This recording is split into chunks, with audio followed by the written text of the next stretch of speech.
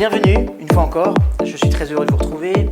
Aujourd'hui, je rentre dans le vif du sujet immédiatement et je vais répondre à l'une de vos nombreuses demandes, à savoir, qu'est-ce qu'une phobie? Ça, c'est très intéressant parce que je voudrais aujourd'hui que vous portiez un regard différent sur la notion de phobie et surtout que vous compreniez que toutes les phobies auxquelles nous sommes confrontés se soignent. C'est parti. Alors, comment vous expliquer ce qu'est une phobie? D'ailleurs, curieusement, les phobies ont toujours existé. Une phobie, c'est quoi? C'est une peur qui va être absolument inconsidérée. Et une peur qui développe, dans 99% des cas, l'inhibition. D'accord? Maintenant, d'où ça vient une phobie? Je vous raconte une histoire.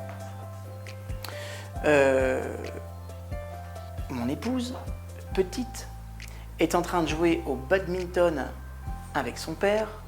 Elle a à peu près 4 ans, elle s'essaye au badminton, on est d'accord. Et le volant va tomber à côté d'un tuyau. D'accord? N'écoutant que son envie de jouer, elle se dirige vers le volant quand tout à coup, elle va tomber nez à nez avec un rat. Elle va avoir une réaction épidermique, elle va avoir peur. Maintenant, comprenez qu'à ce moment-là, la peur va générer une représentation mentale surexagérée dans nos quasiment 5 sens. Donc ce que vous devez comprendre de ce que c'est qu'une phobie, en fait, une phobie, c'est un surapprentissage, c'est-à-dire que je vais associer à une situation réelle ou virtuelle le plus de sens possible, sauf que cette fois-ci, tous mes sens sont multipliés. C'est-à-dire que quand elle se représente le rat, cette petite, elle ne se représente pas le rat avec les proportions d'image ou d'échelle, d'accord? Elle se représente le rat très grand, elle le voit dégueulasse, elle le voit en 3D, elle le voit en couleur, elle le voit immensément, elle est associée à la scène, c'est-à-dire qu'elle est dedans, elle ne le voit pas, elle ne le met pas à distance. S'il y avait une mise à distance, il n'y aurait pas le même schéma émotionnel, d'accord? Tout est grand. Quand elle entend le son il est en Dolby Surround partout. Et en fait, vous allez voir que nos phobies, c'est ça. 80% des phobies ont pris racine dans une expérience réelle. 20% des phobies nous ont été transmises. Et on n'imagine pas comment on peut facilement se transmettre des phobies. Il suffit qu'en tant qu'enfant, et croyez pas, tous nos enfants entendent tout ce qu'on dit, comprennent tout ce qu'on dit et ressentent tout ce qu'on dit, puisqu'ils ont la faculté, grâce aux neurones miroirs, de voir quel état émotionnel vous avez au moment où ils vous regardent. Donc même si vous pensez qu'ils ne vous comprennent pas au niveau des mots, ils vous vivent, ils ressentent l'expérience au niveau de votre langage non verbal. C'est comme ça. Donc, si madame ou monsieur est en train d'expliquer comment, quand elle était petite, elle s'est fait agresser par un chien qui lui a mordu le visage, l'enfant écoute le mot chien, voit le ressenti de la maman et associe quelque chose. Il vient d'y avoir la transmission d'une peur. Vous voyez ce que je veux dire? Et en fait, on ne se rend pas compte des choses. Il suffit simplement qu'une mère... moi, je vois ça, par exemple, j'ai une chienne qui est juste exceptionnelle de beauté. On croirait une peluche. Quand je promène cette chienne tous les jours, d'abord, autant vous dire que c'est la petite coqueluche du quartier, parce qu'elle est très belle. En plus, au demeurant, elle est incroyablement sympathique. Bon, il faut dire qu'elle a été élevée que dans l'amour, donc c'est peut-être pour ça. Et naturellement, comme ça ressemble un peu à une peluche, bah, les enfants viennent naturellement. Et c'est intéressant de voir la réaction des parents par rapport à ça. Parce qu'un enfant, spontanément, il a envie de venir vers ce chien. Voilà. Et si mon animal était dangereux, j'aurais fait attention ou je ne laisserais pas l'enfant approcher.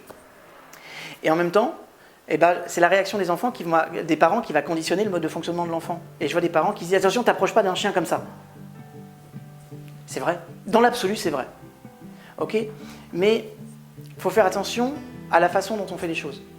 À la façon dont ce qu'on dit, et quel impact ça peut avoir.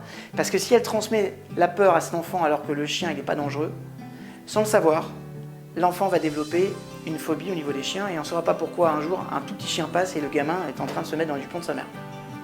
Voilà. Et on me dit, je ne comprends pas pourquoi il a peur. Mais il a peur parce que tu lui as transmis cette peur. Okay? Donc comprenez qu'une phobie, c'est une représentation mentale un surapprentissage au niveau de mes représentations. Je vois tout en grand, j'entends tout. Peut-être que l'odeur, je la ressens encore pire.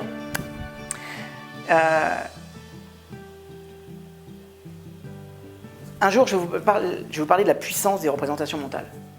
Il y a un film qui s'appelle La Rafle, d'accord? Et je dînais avec un ami qui me dit, tu sais, j'ai été en contact, j'ai dîné un soir avec le monsieur dont l'histoire a été retranscrite dans ce film. Dans le film La Rafle, qui raconte l'histoire de la rafle du Veldiv, il y avait un petit blond magnifique et c'est l'un des protagonistes les plus importants du film, un gamin qui joue incroyablement bien. Et en fait, c'était l'histoire de ce vieux monsieur qui était là, qui semblait être un monsieur intelligent, vif d'esprit, un peu séducteur apparemment. Et en fait, c'était intéressant parce qu'ils ont dîné avec ce monsieur et la réalisatrice du film. Et ce qui est juste dingue, c'est qu'à un moment donné, ce monsieur dit, vous savez, quand ils m'ont emmené sur le plateau de la reconstitution du Veldiv, le Veldiv c'était le vélodrome d'hiver, voilà. C'était juste impressionnant de voir que tous les détails y étaient.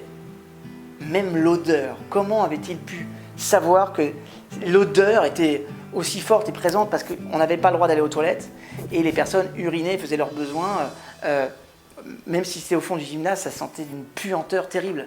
Et quand je suis arrivé sur les lieux, qu'il y avait cette puanteur, d'abord je me suis dit, les pauvres acteurs qui vont avoir à travailler là-dedans, ça va être très dur, et surtout incroyable, quoi, parce que c'était vraiment réaliste. Sauf que la réalisatrice a dit, mon ami, vous savez, on n'a jamais reconstitué l'odeur. Le simple fait de voir les lieux lui a rappelé l'odeur. Il a reconstitué l'odeur. On est sur un mode de fonctionnement limite phobique là, d'accord?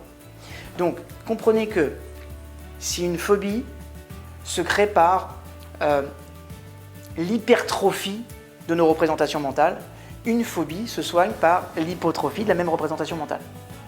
Ça veut dire quoi? C'est-à-dire qu'il va falloir jouer avec nos représentations mentales.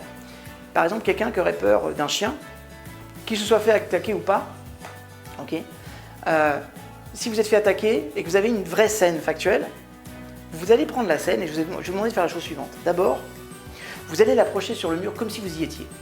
D'accord? Vous la mettez à distance le plus loin possible. Vous devez voir la scène le plus loin possible. Et on va jouer sur nos représentations mentales. Ok? Je vous rappelle une chose. Votre cerveau ne fait pas la différence entre une situation réelle et une situation inventée de toutes pièces. C'est pour ça que s'il se représente l'ascenseur comme un état de danger, le fait l'eau comme une noyade, le chien comme une agression potentielle, bref, la phobie lui pense que c'est réel. Parce que la façon dont vous représentez la chose, le cerveau il pense que c'est réel. Donc il va avoir la réaction émotionnelle qui va avec. Et le schéma inhibiteur qui va avec. Donc. Parce que c'est souvent un schéma de peur, la phobie. Ce n'est qu'un schéma de peur d'ailleurs. Okay? Donc si vous prenez cette représentation mentale et que vous jouez avec, vous la mettez à distance, vous changez les couleurs. Elle est en couleur, vous la mettez en noir et blanc. Okay? Vous la passez au ralenti, à l'accéléré. Moi je vous recommande de mettre une musique de cirque complètement ridicule dessus. Et puis vous faites passer des animaux de type Droopy, Donald Duck. Bref, vous allez imaginer là-bas la scène en train de se produire, mais dans sa version la plus ridicule qui soit.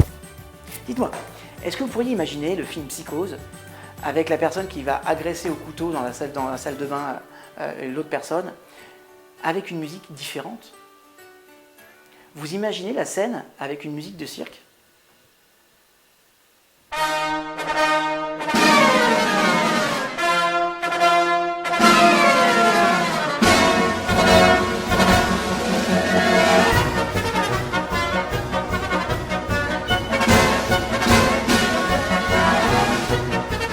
Pas crédible, hein? D'accord? Bah non, pas crédible. Pas crédible pourquoi? Parce qu'il y a un moment donné, la représentation mentale, elle est différente. Tout simplement. Donc moi, ce que je vous invite à faire, mes jeunes padawans, c'est jouer avec ça. Si vous n'arrivez pas à le faire seul, ce qui est quand même particulièrement délicat, il y a un tas de personnes qui peuvent vous aider. Mais ils doivent avoir des compétences dont tout ce qui va être thérapie comportementale et cognitiviste. Alors, la PNL peut aider, l'hypnose peut aider, toutes les TCC peuvent aider, l'EFT peut aider, la neuroponcture peut aider. Bref, le principe de base, il est très simple. Vous devez briser la représentation mentale et ça vous aidera à traiter la phobie. Alors je sais que c'est plus facile à dire qu'à faire, maintenant je veux juste que vous entendiez une chose. À part les phobies sociales qui prennent racine dans un mode de fonctionnement plus profond au niveau psychologique, la quasi-totalité des autres phobies peuvent se régler en 2, 3, 4 séances maximum. D'accord? J'ai bien dit 2, 3, 4 séances maximum. C'est juste une question de représentation mentale. Donc rappelez-vous, phobie, représentation mentale, si je change la nature de mes représentations mentales, je vais changer l'information qui est donnée à mon cerveau sur la mobilisation de l'émotion qui va avec. Je change la représentation, je change l'émotion, je change la nature de la phobie.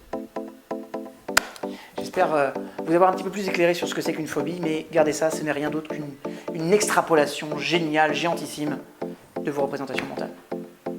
Je vous retrouve sur une prochaine vidéo. À très bientôt, je vous embrasse fort.